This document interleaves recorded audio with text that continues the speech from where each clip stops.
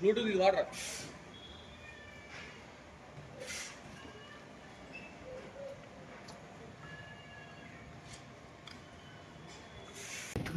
ఈ హాస్టల్ ఓనర్స్కి చాలా సార్లు ఇంటిమేట్ చేసామండి.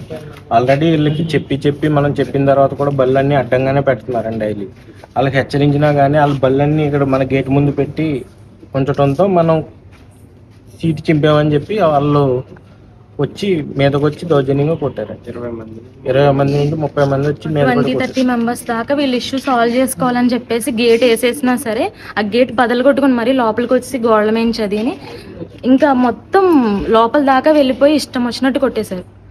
అంటే మాకు ఇక్కడ పెట్టుకున్న ఇష్యూ కాదు, అసలు గేట్ తీసుకుని బండి కిందకి దింపడానికి కూడా లేకుండా చేసేసారు.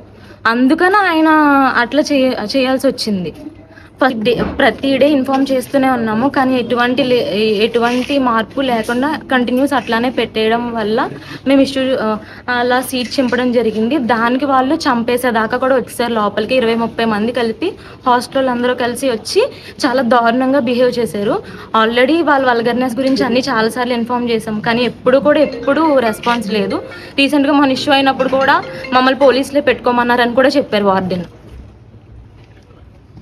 సిగరెట్లు అవి కాల్చడం, లేడీస్ ఉన్నారు పిల్లలు ఉన్నారని కూడా మినిమం లేకుండా బిహేవ్ చేయడం, ఇన్ఫార్మ్ చేసినా సరే అట్లానే ఉండడం, డ్రింక్ చేసి బాటిల్స్ అవి పాడేయడం, అక్కడ విండో దగ్గర ఏమో బెట్టింగ్ గేమ్స్ అవి ఆడడం, వల్గర్ మాట్లాడి గట్టిగా మాట్లాడి మేము లోపల డోర్స్ వేసుకుని ఉన్నా సరే వినిపిస్తున్నాయి, అంత వల్గర్గా మాట్లాడుకున్నారు. వెళ్ళి కంప్లైంట్ చేస్తే మాకేం వినిపించలేదని సింపుల్గా చెప్పేస్తున్నారు వార్డెన్స్ కూడాను.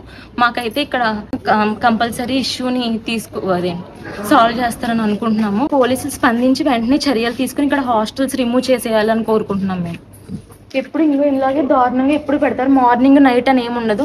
ఏమైనా మెడికల్ ఎమర్జెన్సీ అయినా, ఏం ఎమర్జెన్సీ అయినా, పిల్లలతో ఉన్నా సరే, ఏ ఎమర్జెన్సీ అయినా ఎవరు రెస్పాండ్ అవ్వరు, చెప్పినా సరే ఎప్పుడు ఇట్లానే ఉంటుంది. ఇది ఇక్కడే కాదు, KPHP మొత్తం మీద ఇష్యూగానే ఉంటుంది.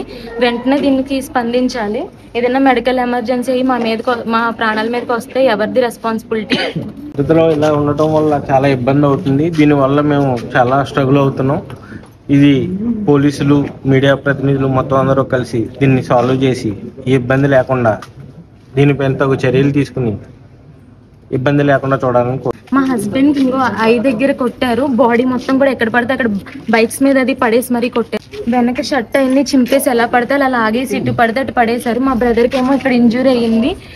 వీళ్ళు ఎంత ట్రై చేసినా సరే ఆగుదామని తిన హ్యాండ్ కూడా బ్రేక్ అయిపోయింది. ఆల్రెడీ వాళ్ళు ఎంత ట్రై చేసి డోర్ క్లోజ్ చేసుకున్నా సరే వాళ్ళు బద్దలు కొట్టుకుని మరీ లోపలికి వచ్చారు. 30 మెంబర్స్ దాకా వచ్చేసారు.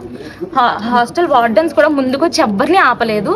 ఇంకా ఎంకరేజ్ చేశారు. అన్ని హాస్టల్స్ కలిపి గట్టి గట్టిగా అరిచి వాళ్ళని ఇంకా ఎంకరేజ్ చేశారు ఆ 30 మెంబర్స్ని. పోలీస్ వచ్చినప్పుడు కూడా అరిశారు.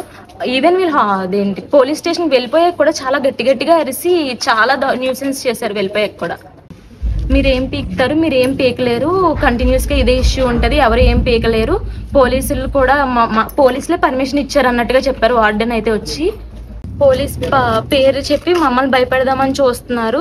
మాకైతే ఇక్కడ సేఫ్టీ అయితే లేదు. మమ్మల్ని భయభ్రాంతులకు గురి చేస్తున్నారు. మేము ఎంత ఓపిక్గా పోనీలే అని చూస్తున్నా సరే వాళ్ళు ఇంకా రెచ్చిపోయి ఈ రోజు ఇక్కడ దాకా తీసుకొచ్చారు. అయితే కేసు పెడతారు, ఏం చేస్తారు, మామూలే కదా, అవసరమైతే మీ బిల్డింగ్ కూడా ఇచ్చేయండి అన్నట్టుగా మాట్లాడారు.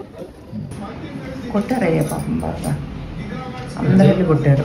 ఈ అబ్బాయి వాళ్ళు తాగొచ్చి గొడవ చేయడము, ఈ అబ్బాయి బళ్ళు పెట్టొద్దని చెప్తున్నా కూడా వింటలేదు వాళ్ళు. ఆటో రావడానికి ఇబ్బంది అయిపోయింది, మేము ఏదైనా వెళ్ళాలన్నా ఇబ్బంది.